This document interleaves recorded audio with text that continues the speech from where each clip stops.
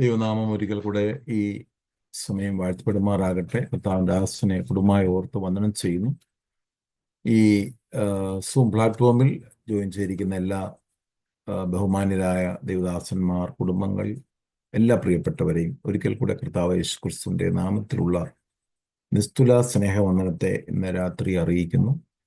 നമുക്ക് പ്രകാരം ഒരുമിച്ച് കർത്താവിൻ്റെ സന്നിധിയിൽ കൂടുവാനും ദൈവവചനം നമുക്ക് ഒരുമിച്ച് പഠിക്കുവാനും കർത്താവ് നമുക്കൊരു സാവകാശം തന്നെ ഓർത്ത് സ്തോത്രം ചെയ്യും. ഞാൻ മനസ്സിലാക്കുന്നത് നമ്മൾ ഈ പഠിപ്പിക്കുന്നവരാണ് കുറച്ചുകൂടെ പഠിക്കുന്നതെന്നാണ് എനിക്ക് തോന്നുന്നത്. ഞാൻ മനസ്സിലാക്കുന്നത് നമ്മൾ പഠിപ്പിക്കും തോറും കൂടുതൽ ദൈവവചനം പഠിച്ചുകൊണ്ടേയിരിക്കുന്നു. പ്രസംഗിക്കുന്നവർ പ്രസംഗിച്ചാണ് അവർ ഒരു ക്രിസ്തുവിൽ വളരുവാനിടയായിത്തീരുന്നത്. അപ്പോൾ പ്രസംഗം, പഠിപ്പീര്, ടീച്ചിങ് ഇതൊക്കെ തന്നെ നമ്മുടെ ആത്മീയ ജീവിതത്തെ നല്ല രീതിയിൽ പരിപോഷിപ്പിക്കുവാനിടയായിത്തീരും. ഞാൻ ഇത് പറയാൻ കാരണം എൻ്റെ ആത്മീയ ജീവിതത്തിൽ വലിയ വ്യത്യാസം വന്നത് ഇങ്ങനെ പ്രസംഗിച്ചാണ്. സ്തോത്രം. നമ്മൾ പ്രസംഗം കേൾക്കുന്നവരായിട്ടല്ല, നമ്മളും എല്ലാവരും ദൈവം തന്ന ശുശ്രൂഷയ്ക്കൊത്തവണ്ണം മുന്നേറുവാൻ ദൈവം നമ്മെക്കുറിച്ച് ആത്മാർത്ഥമായിട്ട് ആഗ്രഹിക്കുന്നു. അതിനായിട്ട് നമുക്കൊരുങ്ങാം. കഴിഞ്ഞ ആഴ്ച നമ്മൾ ചിന്തിച്ച അത് അപ്പോസ്തലപ്രവൃത്തി 14-ാം അധ്യായം വരെയാണ്. ഒന്നാമത്തെ മിഷണറി യാത്ര അവിടെ അവസാനിച്ചിട്ട് പൗലോസും ബർന്നബാസിനെയും എവിടെ നിന്നാണോ അയച്ചത് അവിടെ അന്ത്യോക്യ സഭയിലേക്ക് അവർ മടങ്ങി വരുന്നതായിട്ടാണ് നമ്മൾ 15-ാം അധ്യായം തുറമാനമായിട്ട് നമ്മൾ കാണുന്നത്. അപ്പോൾ 14-ാം അധ്യായത്തിൽ അവസാന ഭാഗം നമ്മൾ അങ്ങനെയാണ് കണ്ടത്. അവർ അന്ത്യോക്യയിൽ എത്തിച്ചേർന്നതായിട്ടാണ് നമ്മൾ മനസ്സിലാക്കുന്നത്. അന്ത്യോക്യയിലെ സഭയിൽ പൗലോസും ബർന്നബാസും എത്തിച്ചേരുമ്പോൾ അവിടെ ഒരു വലിയ പ്രശ്നത്തിൽ കൂടെ അന്ത്യോക്യ സഭ കടന്നു പോവുകയാണ്. അവിടെ നമ്മൾ വായിക്കുമ്പോൾ തന്നെ നമുക്ക് മനസ്സിലാക്കുവാനായിട്ട് കഴിയും. ചില യഹൂദയിൽ നിന്ന് ചില സഹോദരന്മാർ, ചില യഹൂദന്മാർ, വിശ്വാസികളെ യഹൂദന്മാർ, സ്നാനപ്പെട്ട ചില യഹൂദ വ്യക്തികൾ കടന്നു വന്നിട്ട് അവിടെ ഒരു ഉപദേശം പറയുകയാണ്. പൗലോസും ബർന്നബാസും പഠിപ്പിച്ചിട്ടില്ലാത്ത ഒരു ഉപദേശം അവരവിടെ അസന്നിഗ്ധമായി പറയുന്നതായിട്ട് നമുക്ക് കാണുവാനായിട്ട് കഴിയും. അവർ പറയുന്ന മോശയുടെ ന്യായപ്രമാണം അനുസരിച്ച് പരിച്ഛേദന ഏറ്റിട്ടില്ല എങ്കിൽ നിങ്ങൾക്ക് ഒരു രക്ഷ പ്രാപിക്കുവാനായിട്ട് കഴിയുകയില്ല എന്ന് ഒരു ഉപദേശം അന്ത്യോക്യ സഭയിൽ വന്ന് പഠിപ്പിക്കുകയാണ്. ഈ ഉപദേശത്തിന് യെരുശലേം കൗൺസിലിന്റെ അംഗീകാരമോ കൽപ്പനയോ ഒന്നുമില്ല. സ്തോത്രം. പലപ്പോഴും നമുക്കൊക്കെ ഒരു നല്ല കൗൺസിലും വളരെ സ്ട്രോങ് ആയിട്ടുള്ള സൗണ്ട് ഡോക്ടറിനുള്ള ഒരു കൗൺസിൽ നമുക്ക് എപ്പോഴും ആവശ്യമാണ്. അതില്ല എങ്കിൽ ഈ ദുരുപദേശങ്ങൾ സഭയ്ക്കകത്ത് കടന്നു വരികയും അതിനെ കൺട്രോൾ ചെയ്യുവാൻ കഴിയാത്ത ഒരു നിലവാരത്തിലേക്ക് സഭകൾ അധപ്പതിച്ചു പോവുകയും ചെയ്യാൻ ഇടയായിത്തീരും. ഞാൻ അങ്ങനെയാണ് അത് മനസ്സിലാക്കുക. അങ്ങനെയാണ് 1-ാം നൂറ്റാണ്ടിൽ സഭകൾക്ക് നല്ല ഡിസിപ്ലിൻ ഉണ്ടായിരുന്നതായിട്ട് നമുക്ക് ഈ വചനഭാഗം പഠിക്കുമ്പോൾ നമുക്കത് മനസ്സിലാക്കുവാനായിട്ട് കഴിയും. ഇന്നത്തെ ഈ കാലഘട്ടത്തോടൊക്കെ നമ്മൾ ചേർത്ത് ഇങ്ങനെ ചിന്തിച്ചു പോകുമ്പോൾ ഇന്നത്തെ കാലഘട്ടത്തിൽ ഈ പല ന്യൂജൻ ചർച്ചുകൾ എന്ന് പറയുമ്പോൾ തന്നെയും പലതിനും തന്നെയും ശരിയായിട്ടുള്ള ഒരു കൺട്രോളോ അല്ലെങ്കിൽ ചെറിയ മെന്റർഷിപ്പോ അങ്ങനെയുള്ളത് യാതൊന്നും ഇല്ലാത്തത് കൊണ്ട് പല ദുരുപദേശങ്ങൾ പിടിപെട്ട് വല്ലാത്ത രീതിയിൽ ജനത്തെ വഞ്ചിക്കുന്ന ഒരു കാലഘട്ടത്തിന്റെ നടുവിലാണ് നമ്മളായിരിക്കുന്നത്. ആ കാലഘട്ടത്തിലും അത് ഉണ്ടായിരുന്നെങ്കിൽ തന്നെയും എവിടെയൊക്കെ അതിനെ പുറത്താക്കേണ്ടത് എന്ന് അപ്പോസ്തലന്മാർ വളരെ ശക്തമായിട്ട് അത് ആലോചിക്കുകയും തീരുമാനമെടുക്കുകയും ചെയ്തതായിട്ട് ഈ 15-ാം അധ്യായം നമ്മൾ വായിക്കുമ്പോൾ മനസ്സിലാക്കുവാനായിട്ട് കഴിയും. അവർ പറയുന്നത് മോശയുടെ ന്യായപ്രമാണം അനുസരിച്ച് പരിച്ഛേദന ഏറ്റ ഒരു വ്യക്തിക്ക് മാത്രമേ സ്നാനപ്പെട്ടാലും രക്ഷ പ്രാപിക്കുവാനായിട്ട് കഴിയത്തുള്ളൂ. ഇവിടെ ഒരു കാര്യം നമ്മൾ ആ ഭാഗത്തോട്ട് കൂടുതൽ ചിന്തിക്കേണ്ടിയിരിക്കുന്നത്, സ്തോത്രം, യേശു ക്രിസ്തുവും അപ്പോസ്തലന്മാരും പഠിപ്പിക്കാത്ത ഒരു ഉപദേശങ്ങളും നമ്മൾ, പ്രിയമുള്ളവരെ, ദൈവസഭയിൽ നമ്മൾ ആഡ് ചെയ്യാനായിട്ട് പാടില്ല. സ്നാനപ്പെടുന്നതിന് കർത്താവായ യേശു ക്രിസ്തുവോ അപ്പോസ്തലന്മാരോ പഠിപ്പിക്കാത്ത, ദൈവവചനത്തിലില്ലാത്ത ഒരു ഉപദേശങ്ങളും നമ്മൾ ആഡ് ചെയ്യേണ്ട എന്നുള്ളതാണ് ഈ ഭാഗത്തിൽ കൂടെ നമുക്ക് മനസ്സിലാക്കുവാനായിട്ട് കഴിയുന്നത്. ഇതിനെ സംബന്ധിച്ച് ഭയങ്കരമായ ഒരു തർക്കമുണ്ടായി. ഞാൻ ഒരു കാര്യം കൂടെ ഈ ഭാഗം അങ്ങനെ ഇത്തിരി വിവരിച്ച് പറയുന്നതിന്റെ കാരണം, പൗലോസിന് ഈ ഒരു റെവലേഷൻ കിട്ടിയില്ലായിരുന്നെങ്കിൽ ഇത് കാലാന്തരങ്ങളിൽ നമ്മളും പരിച്ഛേദന ഏറ്റ് സ്നാനപ്പെടേണ്ടി വന്നേനെ. സ്തോത്രം. നമ്മൾ അതിനെപ്പറ്റി ഒന്ന് ചിന്തിക്കേണ്ടിയിരിക്കുന്നു.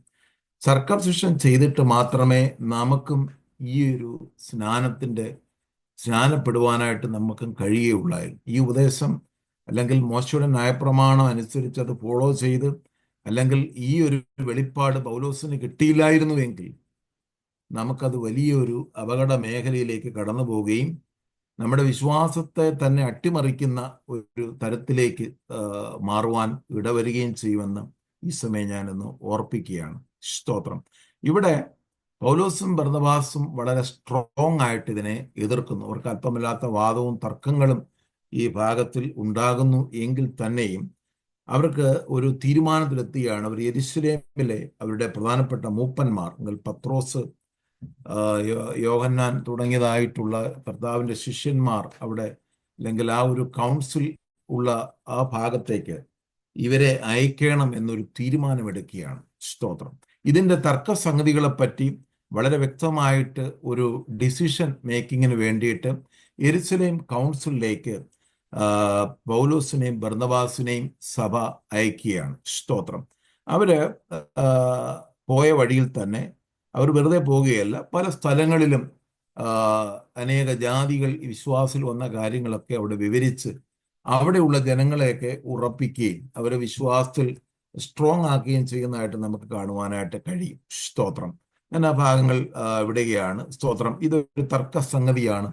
ഇതിനെക്കുറിച്ച് വ്യക്തമായിട്ടുള്ള ഒരു തീരുമാനം ഉണ്ടാകേണ്ടിയിരിക്കുന്നു എന്ന് മനസ്സിലാക്കി സ്തോത്രം അവര് യെരുശലേമിലെത്തുന്നു. യെരുശലേമിലെത്തിയപ്പോൾ പൗലോസിനെയും ബർന്നബാസിനെയും ഒക്കെ വളരെ സന്തോഷകരമായിട്ട് അവർ സ്വീകരിക്കുന്നതായിട്ട് നമുക്ക് കാണുവാനായിട്ട് കഴിയും. എന്നാൽ അവിടെയും ഈ ഒരു പ്രശ്നം നിലനിൽക്കുന്നുണ്ട്. പരീക്ഷാ പക്ഷത്തിൽ നിന്നും വിശ്വസിച്ച ചിലർ എന്ത് ചെയ്യുന്നു വെച്ചാൽ ചില ഈ ജാതികളിൽ നിന്ന് വന്ന ആൾക്കാരെ അവരും പരിച്ഛേദന കഴിക്കുകയും പരിച്ഛേദനയിൽ അത് മാത്രമല്ല അവർ മോശയുടെ ന്യായപ്രമാണം ആചരിക്കുകയും വേണമെന്ന് ശക്തമായി അവിടെയും ചില ആൾക്കാർ വന്ന് ഇത് പറയുവാനിടയായി തോന്നും. ഇത് പിന്നെയും ഒരു തർക്ക വിഷയത്തിലേക്ക് നീങ്ങിപ്പോകുന്നതായിട്ട് നമുക്ക് കാണുവാനായിട്ട് കഴിയും. അവിടെ ആ സമയത്ത് പത്രോസ് ഇങ്ങനൊരു ഭയങ്കര ഡിസ്പ്യൂട്ട് വന്ന സമയത്ത് ഹല്ലേലൂയ സ്തോത്രം, പത്രോസ് എഴുന്നേറ്റ് വളരെ ശക്തമായിട്ട് ഇതിനെ ഖണ്ഡിച്ചു പറയുന്ന ഒരു കാര്യമുണ്ട്. എന്തുകൊണ്ട് പത്രോസിന് ഈ ഒരു റെവലേഷൻ, പത്രോസും ന്യായപ്രമാണ തൽപരനായിരുന്നതായിട്ടാണ് നമ്മൾ മനസ്സിലാക്കുവാനായിട്ട് കഴിയുന്നെങ്കിൽ തന്നെയും പത്രോസിന്റെ ഈ ഒരു മൈൻഡ് സെറ്റ് കർത്താവ് മാറ്റിയത് നമ്മൾ കർത്താവിൻ്റെ അപ്പോസ്തല പ്രവൃത്തി നമ്മൾ 10-ാം അധ്യായം നമ്മളെ പഠിപ്പിച്ചപ്പോൾ അത് നമുക്ക് മനസ്സിലാക്കുവാനായിട്ട് കഴിഞ്ഞു. കൊർന്നല്യോസിന്റെ ഭവനത്തിൽ പത്രോസിനെ ദൈവം അയക്കുന്നതായിട്ട് നമുക്ക് മനസ്സിലാക്കുവാനായിട്ട് കഴിയും. അവിടെ വെച്ചാണ് ദൈവം പറയുന്നത്, സ്തോത്രം, ഞാൻ അല്ലെങ്കിൽ ശുദ്ധീകരിച്ചതിനെ മാലിന്യമെന്ന് എണ്ണുവാനായിട്ട് നിനക്ക് കഴിയത്തില്ല. അങ്ങനെയാണ് ജാതികളിലേക്ക് പത്രോസ് ഇറങ്ങിച്ചെല്ലുന്നത്. അവിടെയാണ് പത്രോസിനൊരു വെളിപ്പാട് കിട്ടുന്നത്. സ്തോത്രം. അവിടെ പത്രോസിന്റെ പ്രസംഗത്തിൽ അനേക ജാതികൾ സ്നാനപ്പെടാതെ തന്നെ പരിശുദ്ധാത്മാവിന്റെ ആ നിറവ് അല്ലെങ്കിൽ ഔട്ട്പോറിങ് അവർക്ക് അനുഭവിപ്പാൻ ഇടയായി തീർന്നു എന്ന് നമുക്ക് മനസ്സിലാക്കാൻ കഴിയും. ആ സമയത്ത് അവർ അന്യഭാഷകളിൽ സംസാരിക്കുകയും പത്രോസ് ചോദിക്കുന്ന ഒരു പ്രത്യേക കാര്യമുണ്ട്. അല്ലെങ്കിൽ സ്തോത്രം, 10-ാം അധ്യായം നമ്മൾ ചിന്തിച്ചതാണ്, ഞാനത് എടുക്കാനായിട്ട് താല്പര്യപ്പെടുന്നില്ല. ഇവരെ സ്നാനങ്ങൾ വെള്ളം വിലക്കുവാൻ ആർക്ക് കഴിയുമെന്ന് വളരെ ശക്തമായിട്ട് പത്രോസ് ചോദിക്കുന്നു. ഈ ഒരു പോയിന്റാണ് പത്രോസ് ഇവിടെ എഴുന്നേറ്റ് എന്ന എൻ്റെ 7-ാമത്തെ വാക്യത്തിൽ പറയുന്നത്. ഒന്ന് വായിച്ചാട്ടെ. 15:7. വളരെ തർക്കം ഉണ്ടായ ശേഷം പത്രോസ് എഴുന്നേറ്റ് അവരോട് പറഞ്ഞത്, സഹോദരന്മാരെ, കുറെ നാൾ മുമ്പേ ദൈവം നിങ്ങളിൽ വെച്ച് ഞാൻ മുഖാന്തരം ജാതികൾ സുവിശേഷ വചനം കേട്ട് വിശ്വസിക്കണമെന്ന് നിശ്ചയിച്ചത് നിങ്ങൾ അറിയുന്നുവല്ലോ. അപ്പോൾ ഇവിടെ ഇതൊക്കെ ദൈവത്തിന് അറിയാം. ഇങ്ങനെയുള്ള സംഭവങ്ങൾ സഭയ്ക്കകത്ത് കടന്നു വരുമെന്ന് കർത്താവ് മുന്നമേ കണ്ടതുകൊണ്ടാണ് പത്രോസിനെ ഒരു ജാതിയന്റെ അടുത്തേക്ക്, കൊർന്നല്യോസിനെ പോലെ ഒരു ശതാധിപന്റെ, ഒരു സെഞ്ചൂറിയന്റെ അടുത്തേക്ക് കർത്താവ് അയക്കുന്നത്. അതായത് ഈ പൗലോസൊക്കെ വളരെ ഈ ന്യായപ്രമാണത്തിൽ അധിഷ്ഠിതമായിട്ടുള്ള ഒരു മൈൻഡ് സെറ്റിൽ നിൽക്കുന്ന ഒരാളാണ്. ആ മൈൻഡ് സെറ്റ് കൊർന്നല്യോസിന്റെ ഭവനത്തിലേക്ക് പോകുന്ന ആ ദർശനത്തിലാണ് ഈ പത്രോസിന്റെ മൈൻഡ് സെറ്റ് പൊട്ടിച്ചു കളയുന്നത്. ഹല്ലേലൂയ, സ്തോത്രം. യഹൂദനെ സംബന്ധിച്ചിടത്തോളം ന്യായപ്രമാണം ആചരിച്ച് അതിൽ കൂടെ കൽപ്പനയൊക്കെ അനുസരിച്ച് പോയാൽ മാത്രമേ സ്വർഗത്തിൽ എത്തുകയുള്ളൂ എന്നൊരു വലിയ ഒരു ഒരു ഒരു എന്താ പറയുന്നത്, ഒരു ഉറച്ച തീരുമാനത്തിൽ നിൽക്കുമ്പോൾ മറ്റ് അല്ലെങ്കിൽ പുറജാതികളിൽ നിന്ന് ആൾക്കാർ വളരെ ഈസി ആയിട്ട് കർത്താവിനെ സ്വീകരിക്കുകയും അവർ രക്ഷ പ്രാപിക്കുകയും ചെയ്യുക എന്ന് പറയുന്നത് യഹൂദനെ സംബന്ധിച്ചിടത്തോളം അവർക്കത് അക്സെപ്റ്റ് ചെയ്യാൻ പറ്റുന്ന ഒരു കാര്യമല്ല, പ്രിയമുള്ളവരെ.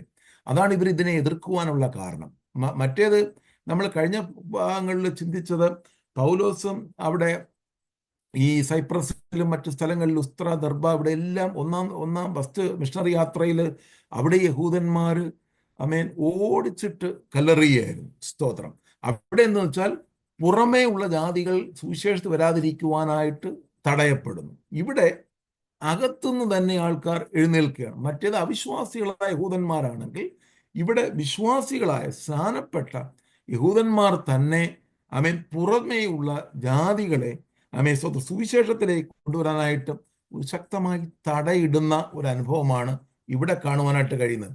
അതുകൊണ്ടാണ് പത്രോസിനെ പോലെ ഒരാളെ ദൈവം നേരത്തെ കൊർന്നല്യോസിന്റെ ഭവനത്തിൽ അയച്ച് ആ മൈൻഡ് സെറ്റ് പൊട്ടിച്ചു കളഞ്ഞ് ജാതികൾക്കും ദൈവം ഈ രക്ഷ അനുവദിച്ചിരിക്കും എന്നൊരു വെളിപ്പാട് പത്രോസിന് നേരത്തെ കൊടുത്തു. എങ്കിലും പത്രോസ് അത്ര സ്ട്രോങ് ആയിട്ട് എങ്ങും പറഞ്ഞതായിട്ട് നമ്മൾ കാണുന്നില്ല. പൗലോസാണ് ഇതിനെ കുറച്ചുകൂടെ എംഫസൈസ് ചെയ്ത് അത് പഠിപ്പിക്കുകയും മോശയുടെ ന്യായപ്രമാണത്തിലെ ആചാരങ്ങളല്ല, കർത്താവായ യേശു ക്രിസ്തുവിന്റെ വിശ്വാസത്താലാണ് നമ്മൾ നീതീകരണം പ്രാപിക്കുന്നുള്ള വളരെ സ്ട്രോങ് ആയിട്ട് പൗലോസ് എവിടെയൊക്കെ സുവിശേഷം പറഞ്ഞു അവിടെയെല്ലാം ഇത് പഠിപ്പിക്കുകയും ചെയ്തു. ഇവിടെ പത്രോസിന് ആ ഒരു വെളിപ്പാട് കിട്ടിയത് കൊണ്ട് ധൈര്യമായിട്ട് എഴുന്നേറ്റ് നിന്നു ഇങ്ങനെ പറഞ്ഞു, ഹൃദയങ്ങളെ അറിയുന്ന ദൈവം നമുക്ക് എന്നതുപോലെ അവർക്കും പരിശുദ്ധാത്മാവിനെ കൊടുത്തുകൊണ്ട് സാക്ഷി എന്ന് വിശ്വാസത്താൽ അവരുടെ ഹൃദയങ്ങളെ ശുദ്ധീകരിച്ചതിനാൽ നമുക്കും അവർക്കും തമ്മിൽ ഒരു വ്യത്യാസവും വെച്ചിട്ടില്ല. സ്തോത്രം. ഹല്ലേലൂയ. അത് ഒരു പോയിന്റ് പത്രോസ് പറയുമ്പോൾ ഹല്ലേലൂയ ഈ ഒരു ഭാഗത്തെ ശക്തമായി ഖണ്ഡിക്കുകയാണ്. പരീക്ഷപക്ഷത്തിന് എഴുന്നേറ്റ ആൾക്കാരെ മുഴുവൻ പത്രോസ് ഈ ഒരു കൊർന്നല്യോസിന്റെ ഭവനം തുടർന്ന സംഭവങ്ങളും ജാതികൾ വിശ്വാസം വന്ന കാര്യങ്ങളും ഒക്കെ പറഞ്ഞ് അതിനെ ഖണ്ഡിച്ചു കളയുമ്പോഴാണ് അവിടെ ഒരു മാറ്റം ഉണ്ടാകുവാനായിട്ട് ഇടയായിത്തീർന്നത്. അടുത്തൊരു ഭാവം കൂടെ പറയുന്നു, നമ്മുടെ പിതാക്കന്മാർക്കും നമുക്കും ചുമക്കുവാൻ കഴിയാത്ത ഈ ഒരു വലിയ നുകം എന്തിനാണ് നിങ്ങൾ ജാതികളുടെ തലയിൽ വെച്ച് കെട്ടുന്നതെന്ന് പത്രോസ് ചോദിക്കുകയാണ്. അത് പത്രോസ് വളരെ ഹല്ലേലൂയ, സ്തോത്രം, വളരെ അസന്നിഗ്ധമായിട്ട് അത് പറയുകയാണ്. ഒരിക്കലും ഇവരിതൊന്നും ചെയ്യുകയില്ല. ഇവർ പുറമേ ഉള്ള കാര്യങ്ങൾ ചെയ്യുന്ന ആൾക്കാരാണ് ഈ പരീശന്മാരെന്ന്. പരീശന്മാരെ കുറിച്ച് പിന്നെ കർത്താവ് തന്നെ മത്തായിയുടെ സുവിശേഷത്തെ വളരെ ശക്തമായിട്ട് പറയുന്നുണ്ട്. നമ്മൾ ആ ഭാഗങ്ങളിലേക്ക് നമ്മുടെ കടക്കുന്നില്ല, കാരണം നമ്മുടെ സബ്ജക്റ്റ് അപ്പോസ്തലന്മാരുടെ പ്രവൃത്തികളായതുകൊണ്ട് ആ ഭാഗത്തിലേക്ക് പോകുവാനായിട്ട് കടക്കുവാൻ താല്പര്യപ്പെടുന്നില്ല. അപ്പോൾ പത്രോസും ഇവിടെ സ്ട്രോങ് ആയിട്ട് ഒറ്റ കാര്യം, കർത്താവ് യേശു ക്രിസ്തുവിന്റെ കൃപയാൽ രക്ഷ പ്രാപിക്കും. പ്രിയമുള്ളവരെ, യേശു ക്രിസ്തുവിന്റെ കൃപയാലാണ് നമുക്ക് ഈ രക്ഷ ഉള്ളത്. ഇതിനോട് ഒന്നും നമ്മൾ ആഡ് ചെയ്യരുത്. യേശുവിൻ്റെ കർത്താവ് കാൽവറിയിൽ സ്തോത്രം കൊടുത്ത വിലയ്ക്ക് നമ്മൾ എന്ത് ചെയ്താലും അതിന് പകരമാകുകയില്ല. നമ്മൾ എന്തെല്ലാം പ്രവൃത്തി ചെയ്താലും അതിനൊരിക്കലും നമ്മൾ പകരമാകുകയില്ല. അത് നമ്മൾ ദൈവവുമായുള്ള ബന്ധത്തിൽ എടുക്കുന്ന തീരുമാനങ്ങളാണ്. അത് നമുക്കൊരു ഉപദേശമായിട്ട് പഠിപ്പിക്കുവാനായിട്ട് കഴിയത്തില്ല. ഒരൊറ്റ പോയിന്റ് അവർ യേശു ക്രിസ്തുവിന്റെ കൃപയാൽ നമുക്ക് രക്ഷ വച്ചിരിക്കുന്നു എന്ന് പറഞ്ഞു. ഹല്ലേലൂയ, സ്തോത്രം. ഇതെല്ലാം ആ സമയം തന്നെ പൗലോസും ബർന്നബാസും ജാതികളുടെ ഇടയിൽ ചെയ്ത അത്ഭുതങ്ങളും അടയാളങ്ങളും ഒക്കെ വളരെ ശക്തമായിട്ട് അവിടെ വിവരിക്കുന്നുണ്ട്. അവരുടെ ഇടയിൽ പ്രവർത്തി അതെല്ലാം കേട്ട് അവരെ മിണ്ടാൻ നിൽക്കുന്ന സമയത്ത് സ്തോത്രം യാക്കോബും കൂടെ അതിനെ സപ്പോർട്ട് ചെയ്ത് പറയുന്ന ഒരു ഭാഗമുണ്ട്. ഇവിടെ യാക്കോബും 15 അധ്യായത്തിൽ നമുക്ക് യാക്കോബിനെ കാണുന്നത്, യാക്കോബ് എന്ന് പറയുന്ന യേശുവിൻ്റെ അർത്ഥ സഹോദരനാണ്. ഈ യാക്കോബാണ് ലേഖനം എഴുതി. യാക്കോബും യൂദായുടെ 2 ലേഖനങ്ങൾ നമുക്ക് കാണാൻ കഴിയുന്നത് യേശു ക്രിസ്തുവിൻ്റെ അർത്ഥ സഹോദരന്മാരായ യാക്കോബും യൂദായുമാണ്. യേശു ക്രിസ്തുവിൻ്റെ തിരഞ്ഞെടുക്കപ്പെട്ട ശിഷ്യനായ യാക്കോബിനെ നമ്മൾ 12-ാം അധ്യായത്തിൽ ഹെരോദ വാൾ കൊണ്ട് കൊന്നതായിട്ട് നമുക്ക് കാണുവാനായിട്ട് കഴിയും. ഇവിടെ യാക്കോബും ഇതേ പോയിന്റ് തന്നെ വളരെ ശക്തമായിട്ട് ഹല്ലേലൂയ ഈ ഭാഗങ്ങൾ പ്രവചന പുസ്തകങ്ങളൊക്കെ ആധാരമാക്കി വളരെ ശക്തമായിട്ട് ഇത് പറയുന്നു. ഹല്ലേലൂയ.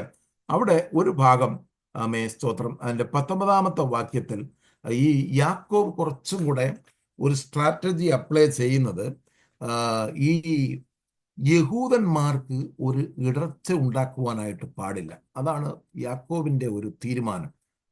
കാരണം ഇവരെ ബലഹീന വിശ്വാസികളാണ്. ഈ ബലഹീന വിശ്വാസികളെ നമ്മൾ എപ്പോഴും ഹാൻഡിൽ ചെയ്യുമ്പോൾ വളരെ സൂക്ഷിച്ചു വേണം ഹാൻഡിൽ ചെയ്യാനായിട്ട്. അവർ ചില തീരുമാനങ്ങളിൽ അവർ ഉറച്ചു നിൽക്കും. അവർ പറയുകയാണ് ഓക്കെ, പരിച്ഛേദന ഏറ്റിട്ട് ചെയ്യാൻ പറ്റൂ എന്നൊരു തീരുമാനം. അതൊരു ബലഹീന വിശ്വാസമായിട്ടാണ് ഇവിടെ നമ്മൾ ഈ അപ്പോസ്തല പ്രവൃത്തിയിൽ നമ്മൾ കാണുന്നത്. യാക്കോബ് ഒരു തീരുമാനം എടുക്കുന്നത്, അല്ലെങ്കിൽ സ്തോത്രം, യാക്കോബ് പറയുന്ന ഒരു കാര്യമുണ്ട്. അതിന്റെ 18 മുതൽ 19 മുതൽ ഒന്ന് വായിച്ചു. ആകയാൽ ജാതികളിൽ നിന്ന് ദൈവത്തിലേക്ക് തിരിയുന്നവരെ നാം അസഹ്യപ്പെടുത്താതെ അവർ വിഗ്രഹമാലിന്യങ്ങൾ, പരസംഗം, ശ്വാസം മുട്ടിച്ച് ചത്തത്, രക്തം എന്നിവ വർദ്ധിച്ചിരിപ്പാൻ നാം അവർക്ക് എഴുതണം എന്ന് ഞാൻ അഭിപ്രായപ്പെടുന്നു. ഞാൻ ആ ഭാഗം പറയുവാനുള്ള കാരണം, യഹൂദനെ സംബന്ധിച്ചിടത്തോളം ലേവ്യ പുസ്തകം 17ഉം 18ഉം അധ്യായങ്ങൾ നമ്മൾ വായിക്കുമ്പോൾ മോശ കൊടുത്ത ന്യായപ്രമാണം അനുസരിച്ച് വിഗ്രഹ മാലിന്യങ്ങൾ അവർക്ക് നിഷിദ്ധമാണ്. രക്തം അവർക്ക് അത് പാടില്ല. കാരണം സകല ജീവന്റെയും ആധാരം രക്തത്തിലാണ് ഇരിക്കുന്നത്. അതുകൊണ്ട് രക്തം ഭക്ഷിക്കുവാനായിട്ട് പാടില്ല. പിന്നെ ഈ ശ്വാസം മുട്ടിച്ചതായ പക്ഷികളോ മൃഗങ്ങളോ അതൊന്നും തന്നെ ഭക്ഷിക്കുവാനായിട്ട് പാടില്ല. ഹല്ലേലൂയ, സ്തോത്രം. എന്നീ വക കാര്യങ്ങൾ വർജിച്ചിരിക്കണം എന്ന്. അതുപോലെ പരസംഗം, ഹല്ലേലൂയ, മറ്റ് ലൈംഗിക പാപങ്ങൾ അല്ലെങ്കിൽ അസാന്മാർഗികമായ ലൈംഗികത, ഇതൊക്കെയും ഹല്ലേലൂയ വർജിക്കുക, ഉപേക്ഷിക്കുക എന്ന് പറയുന്ന ഒരു കൽപ്പനയാണ് അവർ എഴുതി തയ്യാറാക്കുന്നത്. ഇതൊക്കെ പറയാൻ കാരണം, സ്തോത്രം, ഹല്ലേലൂയ, ഇവിടെ ഞാൻ മനസ്സിലാക്കുന്ന ഒരു കാര്യം, എനിക്ക് മനസ്സിലായത്, യഹൂദനെയും ജാതികളെയും രണ്ടുപേരെയും ഒരുപോലെ ബാലൻസ് ചെയ്ത് കൊണ്ട് പോകണമെന്ന് സഭ തീരുമാനിക്കുകയാണ്. സ്തോത്രം, ഹല്ലേലൂയ. അവരെ, അല്ലെങ്കിൽ യഹൂദന്റെ വിശ്വാസത്തിന് ഇടർച്ച വരാൻ പാടില്ല, ജാതികളുടെ വിശ്വാസത്തിന് ഇടർച്ച വരാൻ പാടില്ല. ഇത് രണ്ടും കൂടെ അവർ ബാലൻസ് ചെയ്ത് കൊണ്ട് പോകുന്ന ഒരു തിയറിയാണ് യാക്കോബ് വെച്ചിരിക്കുന്നത്. ഈ ഒരു ഭാഗം മാത്രം, ഹല്ലേലൂയ, ഇത് വളരെ ശക്തമായിട്ട്, കാരണം ഒരു ജാതികൾ ഇത് ചെയ്തു കഴിഞ്ഞാൽ, ജാതിയിൽ നിന്ന് വരുന്ന ആൾക്കാർ കുറെ ആചാരങ്ങളുണ്ട്, ഹല്ലേലൂയ, അവർക്ക് ഇതൊക്കെയും അനുഷ്ഠിച്ചു പോരുന്നവരാണ്. ഇത് അവർക്ക് നിഷിദ്ധമല്ല. എന്നാൽ യഹൂദന് ഇത് കണ്ടു കഴിഞ്ഞാൽ അവർക്ക് ഇത് അക്സെപ്റ്റ് ചെയ്യാൻ പറ്റത്തില്ല. അവരുടെ വിശ്വാസത്തെ ശക്തമായിട്ടിത് ബാധിക്കും എന്ന് കണ്ടതുകൊണ്ടാണ് ഈ യാക്കോബ് ഇപ്രകാരം പറയുന്നു, പരിച്ഛേദന അത് ആക്കിയാൽ അത് നമ്മൾ ചെയ്യാൻ പാടില്ല, പക്ഷെ ഈ വക കാര്യങ്ങൾ മാത്രം ഒഴിഞ്ഞിരുന്നാൽ മതി എന്ന് ഇവിടെ യാക്കോബ് പറയുകയാണ്. ഈ ഭാഗം ഒന്നുകൂടെ നമ്മൾ മനസ്സിലാക്കുമ്പോൾ അവിടെ നമ്മൾ ഈ പൗലോസ് ഈ വിഗ്രഹങ്ങളെക്കുറിച്ച്, അതിൻ്റെ വിഗ്രഹാർപ്പിതങ്ങളെക്കുറിച്ച് കൊരിന്ത്യ ലേഖനം 1 കൊരിന്ത്യർ 8-ാം അധ്യായം അതിൻ്റെ 4 മുതൽ 13 വാക്യങ്ങളാണ്. എല്ലാ വാക്യങ്ങളും നമുക്ക് വായിക്കാനുള്ള സമയമില്ല. അവിടെ നമുക്ക് ഈ കൊരിന്ത്യ ലേഖനം പഠിക്കുമ്പോൾ അതിനെക്കുറിച്ച് കൂടുതൽ ആയിട്ട് മനസ്സിലാക്കുവാനായിട്ട് കഴിയും. അതിന് ആ ഭാഗത്ത് പറയുന്നത്, സ്തോത്രം, പൗലോസ് പറയുന്നത്, അതിൻ്റെ അകത്ത് പറയുന്ന 4-ാമത്തെ വാക്യം, വിഗ്രഹാർപ്പിതങ്ങളെ തിന്നുന്നതിനെ കുറിച്ച് ലോകത്തിൽ വിഗ്രഹം ഏതുമില്ല എന്നും ഏക ദൈവമല്ലാതെ ദൈവമില്ല എന്നും നാം അറിയുന്നു. പല ദേവന്മാരും പല കർത്താക്കന്മാരും ഉണ്ട് എന്ന് പറയുന്നുവല്ലോ. എന്നാൽ ആകാശത്തിലോ ഭൂമിയിലോ ദേവന്മാർ എന്ന പേരിൽ ഉണ്ടെന്ന് വരികിലും പിതാവായ ഏക ദൈവമേ നമുക്കുള്ളൂ. അവൻ സകലത്തിനും കാരണഭൂതനും നാം അവനായി ജീവിക്കേണ്ടതുമാകുന്നു. യേശു ക്രിസ്തു എന്ന ഏക കർത്താവും നമുക്കുണ്ട്. അവൻ മുഖാന്തരം സകലവും, അവൻ മുഖാന്തരം നാമമാകുന്നു. ഇവിടെ വിഗ്രഹങ്ങളോ ഇതിനൊന്നും ഒരു പവർ ഇല്ല എന്നുള്ളതാണ് അപ്പോസ്തലനായ പൗലോസ് പറയുന്നത്. പൗലോസ് അതിന് താഴോട്ട് വായിക്കുമ്പോൾ വളരെ വ്യക്തമായി പറയുന്നുണ്ട്. സ്തോത്രം. ഞാൻ ഒരിക്കലെ ഞാൻ യു എയിലായിരുന്നപ്പോൾ എൻ്റെ കൂടെ ഒരു അങ്കിൾ ഉണ്ടായിരുന്നു. അദ്ദേഹം ഇത്തിരി ബലഹീന വിശ്വാസിയാണ്. നമ്മുടെ ഭവനത്തിലുണ്ടായിരുന്ന ഒരു സഹോദരിക്ക് എങ്ങനെയോ ഈ ശബരിമലയിൽ നിന്ന്, ഞാനിതിങ്ങനെ ജസ്റ്റ് ഇതൊന്ന് പറയുന്നതേ ഉള്ളൂ, എന്താ പറയുന്ന ഒരു പായസം നിവേദിച്ചു കൊണ്ടുവന്നത് അവിടെ കൊണ്ടുവന്നു. സ്തോത്രം. അപ്പോൾ അവർ കഴിക്കാനായിട്ട് കൊണ്ടുവന്ന ആൾ സ്നേഹം കൊണ്ടുവന്നതാണ്. പക്ഷെ എനിക്ക് എൻ്റെ ഉള്ളിൽ ഇത് പ്രാർത്ഥിച്ചു കഴിഞ്ഞാൽ സകലവും ശുദ്ധീകരിക്കപ്പെടുന്നു. ദൈവവചനത്താലും പ്രാർത്ഥനയാലും എല്ലാം ശുദ്ധീകരിക്കപ്പെടുന്നു. നമുക്കതിനായിട്ട് ഒന്നുമില്ല. പക്ഷേ എന്നോട് അങ്കിൾ പറഞ്ഞു ഇത് കഴിക്കരുത്, ഇത് വിഗ്രഹാർപ്പിതമാണെന്ന് പറഞ്ഞു. ഞാൻ അദ്ദേഹത്തിന്റെ വിശ്വാസം നഷ്ടപ്പെടാതിരിക്കാൻ വേണ്ടി ഞാൻ അന്നേരം എടുത്ത് കച്ചറെ കളഞ്ഞു. സ്തോത്രം. ഞാൻ പറഞ്ഞു ഇതാണ് പൗലോസ് ഈ കൊരിന്ത്യ ലേഖനത്തിൽ പഠിപ്പിക്കുന്നത്. അതുപോലെ ഇപ്പം നമ്മൾ ഈ ഹലാൽ എന്ന് പറഞ്ഞ ഒരു ഇതുണ്ടല്ലോ, ഒരു ഇവരുടെ മുസ്ലിങ്ങളുടെ സ്റ്റിക്കറൊക്കെ ഒട്ടിച്ച് നമ്മുടെ പലരും അത് കഴിക്കാറില്ല. ഞാൻ ഇഷ്ടം പോലെ കഴിച്ചിട്ടുണ്ട്. ദൈവത്തിൻ്റെ കൃപയാൽ നമുക്ക് ഇന്ന് വരെ ഒരു കുഴപ്പവും സംഭവിച്ചിട്ടില്ല. എന്നാൽ ഇതിനെ ശക്തമായി എതിർക്കുന്ന നമ്മുടെ വിശ്വാസ സമൂഹത്തിൽ നിന്ന് ദൈവദാസന്മാർ പോലും ഇതിനെ എതിർക്കുന്നുണ്ട്. അപ്പം ഞാൻ ഒരാളെ എതിർത്ത് പറയുകയാണെങ്കിൽ നമ്മളത് കഴിക്കരുത്. കാരണം നമ്മളത് കഴിച്ചാൽ അവരുടെ വിശ്വാസം നഷ്ടപ്പെടും. ഇതാ പൗലോസ് കൊരിന്ത്യ ലേഖനത്തിൽ ഇത് പഠിപ്പിക്കുന്നത്. സ്തോത്രം. ഞാൻ തോന്നുന്നു ഏറ്റവും കൂടുതൽ ഹലാൽ ചിക്കനാന്ന് തോന്നുന്നു ഞാൻ കൂടുതലും കഴിച്ചിരിക്കുന്നത്. സ്തോത്രം. അതിവിടെ സർവ്വവ്യാപകമായിട്ടുണ്ട്. നിങ്ങൾ ഈ നമ്മുടെ ഇവിടെ എവിടെ പോയാലും ഈ സാധനം ഇവിടെയുണ്ട്. ഞാൻ വിചാരിച്ചത് ഗൾഫിൽ മാത്രമേ കാണുന്നു. ഇവിടെ വന്നപ്പോൾ, കാനഡ വന്നപ്പോൾ ഇവിടെയും പല കടകളിലും ഇത് കാണുവാനായിട്ട് കഴിഞ്ഞു. ഇത് ചിലവർക്ക് നമ്മൾ ഈ കർത്താവിനേക്കാൾ അധികമായിട്ട് ഒരു ഇമ്പോർട്ടൻസ് ഇതിന് കൊടുക്കരുത്. സ്തോത്രം. നമ്മുടെ കർത്താവ്, നമ്മുടെ അകത്ത് വസിക്കുന്ന കർത്താവ്, അതിനപ്പുറമായിട്ട് ഈ ലോകത്തിലൊന്നുമില്ല. അതാ പൗലോസ് കൊരിന്ത്യ സഭയ്ക്ക് പഠിപ്പിക്കും. ഞാനിത് ഹല്ലേലൂയ സ്തോത്രം ഇതൊന്നും പറഞ്ഞു പോകുന്നത് നല്ലതാണെന്ന് എനിക്ക് തോന്നിയുകൊണ്ട് മാത്രമാണ് ഈ ഭാഗം ഒന്ന് ശ്രദ്ധിച്ച് പോയാൽ നമുക്ക് കൊരിന്ത്യ ലേഖനം പഠിക്കുമ്പോൾ വളരെ വ്യക്തമായിട്ട് മനസ്സിലാക്കും. ഹല്ലേലൂയ. പൗലോസ് ഇതൊക്കെ കഴിക്കുന്ന ഒരാളാണ്. പൗലോസ് ക്ഷേത്രത്തിലിരുന്ന് പോലും ഭക്ഷണം കഴിക്കുന്ന ഒരാളാണ്. അപ്പോൾ പൗലോസ് ഇതൊന്നും ഒരു വിഷയമുള്ള കാര്യമല്ല. സ്തോത്രം. അപ്പം എന്നാൽ പൗലോസ് പറയുകയാണ്, ഞാൻ ക്ഷേത്രത്തിൽ ഇരിക്കുന്നത് അല്ലെങ്കിൽ ഒരാൾ ഭക്ഷണം കഴിക്കുന്നത് കണ്ടു കഴിഞ്ഞാൽ ഒരാൾ പറയും അതോ ഇത് വിഗ്രഹാർപ്പിതമാണ് എന്ന് പറഞ്ഞാൽ നീ അത് കഴിക്കാൻ പാടില്ല. കാരണം അവൻ ബലഹീന വിശ്വാസിയാണ്. അവന്റെ വിശ്വാസത്തിന് അത് ഇടർച്ച വരും. ഒരിക്കലും നമ്മൾ വേറൊരാളുടെ വിശ്വാസത്തെ ഹനിക്കുന്ന യാതൊന്നും ഇടപെടാൻ പാടില്ല. ബലഹീന വിശ്വാസികളെ, അതുകൊണ്ടാണ് ഇപ്പോൾ റോമാലേഖനം നമ്മൾ പഠിക്കുമ്പോൾ പൗലോസ് പറഞ്ഞത് വിശ്വാസത്തിൽ ബലഹീനനായവനെ ചേർത്ത് കൊള്ളണം. ഹല്ലേലൂയ. ഭക്ഷണത്തിന്റെ കാര്യത്തിലും ഏത് കാര്യത്തിലും ചിലർ പറയും ഇത് കഴിക്കാം, ചിലർ പറയും പന്നിയിറച്ചി നമുക്ക് കഴിച്ചുകൂടാം, ചിലർ പറയും പന്നിയിറച്ചി കഴിക്കാം. പിന്നെ നമ്മളെ സംബന്ധിച്ചോളം, ഒരു പുതിയ നിയമവിശ്വാസിയെ സംബന്ധിച്ചോളം നമുക്ക് ഏത് ഭക്ഷണവും കഴിക്കുവാനായിട്ടുള്ള അവകാശമുണ്ട്. അതൊന്നും ഇവിടെ കർത്താവായ യേശുക്രിസ്തു ശിഷ്യന്മാരോ അപ്പോസ്തലന്മാരോ ഒന്നും നമ്മൾ അങ്ങനെ പഠിപ്പിച്ചിട്ടില്ല. എന്നാൽ പലരും നമ്മുടെ ഇടയിൽ പലപ്പോഴും നമ്മൾ അങ്ങനെ ചെയ്യാറുണ്ട് എന്ന് പക്ഷെ നമ്മൾ അങ്ങനെ ചെയ്യുന്നുണ്ടെങ്കിൽ അവരുടെ വിശ്വാസത്തെ നമ്മൾ ഓണർ ചെയ്യണം, അവർ റെസ്പെക്റ്റ് ചെയ്യണം. അതുകൊണ്ടാണ് പലപ്പോഴും നമ്മൾ ഓരോരുത്തരുടെ വിശ്വാസത്തെ നമ്മൾ ഓണർ ചെയ്യുക, അല്ലെങ്കിൽ അവർക്ക് അത് ഇടർച്ചയുണ്ടാകും. സ്തോത്രം. ഞാൻ ശുശ്രൂഷിച്ചുകൊണ്ടിരുന്നായ യുഎയിലെ സഭയിൽ ഞാൻ കളർ ഷർട്ടായിരുന്നു ഉപയോഗിച്ചുകൊണ്ടിരുന്നത്. അപ്പോൾ ഒരു സഹോദരൻ അല്ലെങ്കിൽ ഞങ്ങളുടെ ഒരു ഫാമിലി പറഞ്ഞു, ദേവദാസ് ഇനി തൊട്ട് വെള്ള ഷർട്ട് ഇട്ടുകൊണ്ടേ വരാവൂ എന്ന് പറഞ്ഞു. സ്തോത്രം. അപ്പോൾ ഞാൻ പറഞ്ഞു ഓക്കെ, എനിക്ക് അവരെയും കൂടെ എനിക്ക് നേടണം, അല്ലെങ്കിൽ അവരുടെ വിശ്വാസത്തെ ബാധിക്കുമെന്ന് കണ്ടപ്പോൾ ഞാൻ അതിനുശേഷം വെള്ള ഷർട്ട് ധരിക്കാൻ തുടങ്ങി സഭയിൽ. ഹല്ലേലൂയ. പ്രിയമുള്ളവരെ, അപ്പോൾ ഒരാൾ അങ്ങനെ പറയുന്നുണ്ടെങ്കിൽ നാം അത് ചെയ്താൽ അത് നല്ല കാര്യം. കാരണം അവരുടെ ബലഹീന വിശ്വാസത്തെ ഇത് ബാധിക്കുമെന്ന് കണ്ടതുകൊണ്ടാണ് ഞാനത് എൻ്റെ ഷർട്ട് അന്ന് തൊട്ട് ഞാൻ വെള്ള ധരിക്കാൻ തുടങ്ങി. സ്തോത്രം. ഹല്ലേലൂയ. ഞാൻ ആ ഭാഗമൊക്കെ വിടുന്നു, സമയം വളരെ കടന്നു പോകുന്നു. സ്തോത്രം. ഹല്ലേലൂയ. ഇതിനെപ്പറ്റി നമുക്ക് മടങ്ങി വരാം. ഇവിടെ യെരുശലേം സഭയിലെ ഇവിടെ ഒരു ലെറ്റർ കൽപ്പനയൊക്കെ തയ്യാറാക്കി ഇത്രയും ഭാഗങ്ങളിൽ നിന്ന് മാത്രം അവർ ഒഴിഞ്ഞിരിക്കുക. ശ്വാസം മുട്ടിച്ചത്തത്, രക്തം, വിഗ്രഹാർപ്പിതം, പരസംഗം, ഇതൊന്നും ജാതികൾ ചെയ്യാൻ പാടില്ല. പരിച്ഛേദന അത് ചെയ്യണ്ട, അല്ലാതെ തന്നെ അവരെ സ്നാനപ്പെടുത്താം എന്നുള്ള ഒരു വലിയ ഒരു കൽപ്പനയൊക്കെ എഴുതി അവർക്ക് ഹല്ലേലൂയ അന്ത്യോക്യ സഭയിലേക്ക് കൊടുക്കുവാനായിട്ട് രണ്ടുപേരെയും കൂടെ പൗലോസിനോടും ബർന്നബാസിനോടും കൂടെ ചേർക്കുന്നതായിട്ട് നമുക്ക് കാണാം. യൂദയും ശീലാസും എന്ന് പറയുന്നത്. ശീലാസും യൂദയും രണ്ടുപേരും പ്രവാചകന്മാരാണെന്നും ഇവിടെ അതിൻ്റെ 32 വാക്യത്തിൽ വളരെ വ്യക്തമായിട്ട് എഴുതുന്നുണ്ട്. സ്തോത്രം. അവരവിടെ ഹല്ലേലൂയ കൽപ്പനയൊക്കെ കൊടുത്തു. അവർ വളരെ കാര്യമായിട്ട് എഴുതി.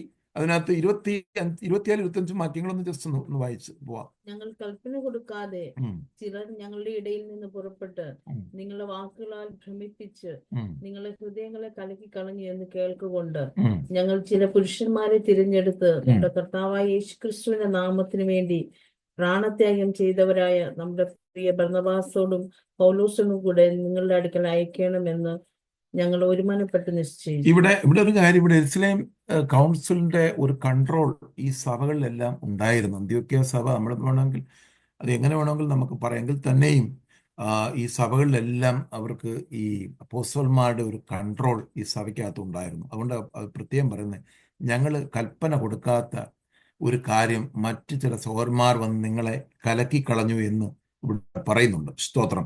അതുകൊണ്ട് അവർ രണ്ടുപേരെയും അവർ ആ എഴുത്ത് കൊടുത്തയക്കുന്നു, യൂദായും സീലാസും. അല്ലെങ്കിൽ ആ സ്തോത്രം, അത് എഴുത്ത് മാത്രമല്ല വാമൊഴിയായിട്ട് ഇത് അറിയിക്കുമെന്നും ആ ഭാഗത്ത് പറയുന്നു. അതിൻ്റെ എന്തൊക്കെ ചെയ്യരുത് എന്നുള്ളത് കാര്യം ഇവിടെ വ്യക്തമായിട്ട് പറയുന്നു. അങ്ങനെ അവർ അന്ത്യോക്യയിൽ ചെന്ന് ഈ ലേഖനമൊക്കെ വായിച്ച് അവരെ അതിൻ്റെ കാര്യങ്ങളൊക്കെ പറഞ്ഞ് മനസ്സിലാക്കുവാനായിട്ട് ഇടയായി തീർന്നു. അവൻ്റെ 32-ാമത്തെ വാക്യത്തിൽ യൂദയും സീലാസും പ്രവാചകന്മാരാകൊണ്ട് പല വചനങ്ങളാലും സഹോദരന്മാരെ പ്രബോധിപ്പിച്ച് ഉറപ്പിക്കുവാനിടയായി തീർന്നു. ഇവിടെ ശീലാസ് അപ്പോസ്തലനായ പൗലോസിന്റെ കൂടെ രണ്ടാമത്തെ മിഷണറി യാത്രയിൽ പോകുന്ന ഒരു വ്യക്തിയായിട്ടാണ് നമ്മൾ 16-ാം അധ്യായത്തിൽ നമ്മൾ കാണുന്നത്. സ്തോത്രലിയ. ഇവിടെ പൗലോസും ബർന്നബാസിനും കൂടെ കടന്നു വന്ന ഈ യൂദയും ശീലാസും അവരെ ഒന്നുകൂടെ ഉറപ്പിച്ച് അവരെ ബലപ്പെടുത്തി ഇങ്ങനൊരു വചനം അവരെ ശക്തമായിട്ട് ഉപദേശിക്കുവാനായിട്ട് ഇടയായി തീർന്നു. പൗലോസും ബർന്നബാസും അന്ത്യോക്യയിൽ പാർത്തു. മറ്റു പലരും കൂടെ കർത്താവിന്റെ വചനം ഉപദേശിച്ചും സുവിശേഷിച്ചും കൊണ്ടിരുന്നു. സ്തോത്രം. പൗലോസിന്റെ കുറച്ചു നാൾ കഴിഞ്ഞപ്പോൾ പൗലോസ് ബർന്നബാസോട് പറയുന്നു, നമുക്ക് കർത്താവിന്റെ വചനം അറിയിച്ച പട്ടണം തോറും പിന്നെയും ചെന്ന് സഹോദരന്മാർ എങ്ങനെ ഇരിക്കുന്നു എന്ന് നോക്കുക എന്ന് പറഞ്ഞു. സ്തോത്രം. ഞാൻ ഇതിന്റെ ഒരു കമന്ററി വായിച്ചപ്പോൾ ഈ പൗലോസിന്റെ ഹൃദയത്തെക്കുറിച്ച് വില്യം മാർക്ലെ എഴുതിയിരിക്കുന്നത് ഇങ്ങനെയാണ്. സ്തോത്രം. പൗലോസിന് 2 ഹൃദയങ്ങളുണ്ട്. ഒന്ന് ഒരു എന്താ പറയുക, ഗൈനക്കോളജിസ്റ്റ്, അതായത് ഈ പ്രസവമൊക്കെ എടുക്കുന്ന അല്ലെങ്കിൽ ഒരു കുഞ്ഞിനെ പുറത്തേക്ക് എടുക്കുവാൻ കഴിയുന്ന ഒരാളുടെ ഹൃദയം. മറ്റേത് ഒരു പീഡിയാട്രിഷ്യന്റെ ഹൃദയം. 2 ഹൃദയം ഉണ്ടതായിട്ട് അവിടെ ഞാൻ വായിക്കുവാനിടയായി.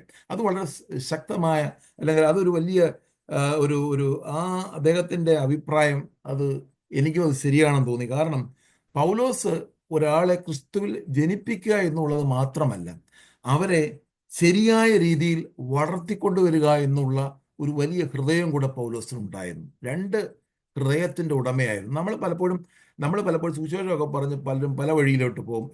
എവിടെ എന്താ എന്നൊന്നും ആർക്കും ഇന്ന് അറിയുവാനായിട്ട് കഴിയുന്നില്ല. എന്നാൽ പൗലോസ് അങ്ങനെയുള്ളൊരു മനുഷ്യനായിരുന്നില്ല. ഇവരെ ഈ അദ്ദേഹത്തിന്റെ ശുശ്രൂഷയിൽ കൂടെ രക്ഷിക്കപ്പെട്ട ആൾക്കാർ, അദ്ദേഹം സ്ഥാപിച്ച സഭകളിൽ പിന്നെയും പോയിട്ട് അവരെ കടന്നു ചെന്ന് അല്ലെങ്കിൽ ശക്തമായിട്ട് അവരെ സ്തോത്രം ഉപദേശിക്കുകയും അവരെ ബലപ്പെടുത്തുകയും അവരെ ധൈര്യപ്പെടുത്തി അവരെ ക്രിസ്തുവിൽ വളർത്തുകയും ചെയ്തതായിട്ട് നമുക്ക് മനസ്സിലാക്കാൻ കഴിയും. എന്തുകൊണ്ട് നമ്മുടെ പെന്തക്കോസ്റ്റൽ സഭകൾ അല്ലെങ്കിൽ സ്തോത്രം ഇന്ന് ഈ ന്യൂജൻ ചർച്ചുകൾ ഇങ്ങനെയുള്ളതായ കൾട്ട് ഗ്രൂപ്പുകൾ ഉടലെടുക്കുവാനുള്ള കാരണം നമ്മുടെ പൂർവ്വന്മാരുടെ അല്ലെങ്കിൽ പൂർവ്വപിതാക്കന്മാരിൽ വന്നൊരു വലിയൊരു ഫോൾട്ടാണെന്നാണ് എനിക്ക് ഇതിൽ കൂടെ വായിച്ച് മനസ്സിലാക്കാനായിട്ട് കഴിഞ്ഞത്. ശരിയായ ഒരു കൺട്രോൾ ഇല്ലാതെ പോയി. ഒന്ന്, അത് മാത്രമല്ല, പുതുതായിട്ട് വരുന്ന ആത്മാക്കളെ അവരെ രക്ഷയിൽ ഉറപ്പിക്കുവാനോ വളർത്തുവാനോ സഭ മുൻകൈ എടുക്കാതെ തങ്ങളുടേതായ വ്യക്തിപരമായ കാര്യങ്ങളിലും സ്ഥാനമാനങ്ങളിലും ഒതുങ്ങി പിശാച് അവരെ ഒതുക്കിക്കളഞ്ഞു. അതുകൊണ്ടാണ് ഈ ന്യൂജൻ കൾട്ടുകൾ രൂപപ്പെടാനുള്ള ശക്തമായ ഒരു കാരണം എനിക്ക് മനസ്സിലാക്കാൻ കഴിയുന്നത്. അല്ലെങ്കിൽ ഈ ദുരുദ്ദേശങ്ങളൊന്നും കടന്നു വരികയില്ല. ഇങ്ങനെയുള്ള നമ്മുടെ യൗവനക്കാരെയൊക്കെ പെന്തക്കോസ്റ്റിന്റെ അല്ലെങ്കിൽ ആ അനുഭവത്തിൽ തന്നെ നിർത്തി നമുക്ക് ഒരുപാട് ആത്മാക്കളെ നേടുവാനായിട്ട് കഴിയുമായിരുന്നു. അത് കഴിയാത്തതിന്റെ കാരണം നമ്മൾ ഇവരെ എല്ലാം ഇഗ്നോർ ചെയ്ത് കളഞ്ഞു. ഇവരെങ്ങനെ ഇരിക്കുന്നെന്നോ ഇവരെ എങ്ങനെ ആയിത്തീർന്നെന്നോ സഭയ്ക്കകത്ത് ദുർവേഷങ്ങൾ കൊണ്ടുവരുന്നെന്നോ ശ്രദ്ധിക്കുവാൻ കഴിയാതെ പോയ ഒരു കാലഘട്ടത്തിന്റെ നടുവിലാണ് നമ്മളെല്ലാം ആയിരിക്കുന്നത്. സ്തോത്രം. അതുകൊണ്ട് പൗലോസിന് ആ ഒരു ഹൃദയമുള്ളത് കൊണ്ട് ബർന്നബാസോട് പറയുകയാണ്, നാം കടന്നുപോയ മറ്റ് ലുസ്ത്ര, ദർബ, സിറിയ, കിലിക്കിയ പട്ടണങ്ങളിലൊക്കെ പിന്നെയും ചെന്നിട്ട് നമുക്ക് അവരോട് ഒന്നുകൂടെ അവരെ ഒന്ന് ഉറപ്പിക്കുവാനായിട്ടൊരു തീരുമാനമെടുത്ത് കടന്നു പോകുന്നു. അതിന്റെ 36-ാമത്തെ വാക്യം വരുന്നു. പൗലോസ് മർക്കോസ് 15:36. മർക്കോസ് എന്ന യോഹന്നാനെ കൂട്ടിക്കൊണ്ടു പോകുവാൻ ബർന്നബാസ് ഇച്ഛിച്ചു. അവിടെ ബർന്നബാസിന്റെ അനന്തരവനാണ് മർക്കോസ് എന്ന യോഹന്നാൻ. ഞാൻ ബർന്നബാസ് നല്ലൊരു ക്വാളിറ്റി ഉള്ളൊരു മനുഷ്യനാണ്. നമ്മൾ അദ്ദേഹത്തിനെ നേരത്തെ നമ്മളത് പഠിച്ചു കഴിഞ്ഞല്ലോ അപ്പോസ്തല പ്രവൃത്തിയിൽ.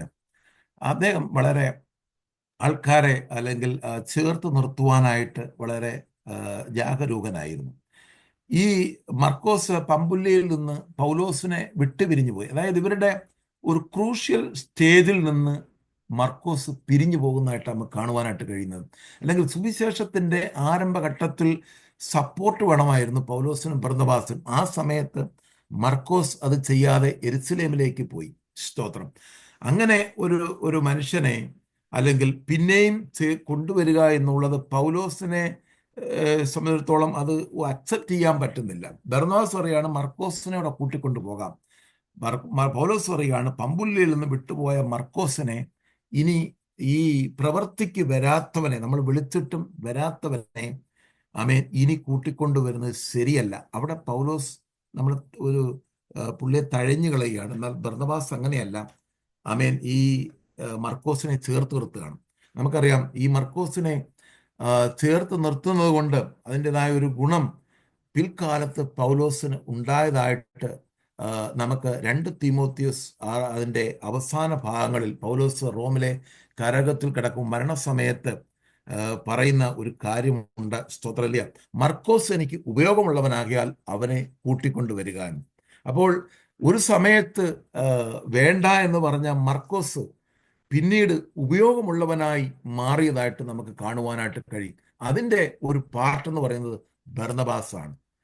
ബർന്നബാസും കൂടെ മർക്കോസിനെ തള്ളിക്കളഞ്ഞിരുന്നെങ്കിൽ നമുക്കൊരു സുവിശേഷം നമുക്ക് ലഭിക്കുമോ എന്നുള്ള കാര്യം, മർക്കോസ് എഴുതിയ ഒരു സുവിശേഷം നമുക്ക് ലഭിക്കുമോ എന്നുള്ള കാര്യം നമുക്ക് സംശയിക്കേണ്ടിയിരിക്കുന്നു.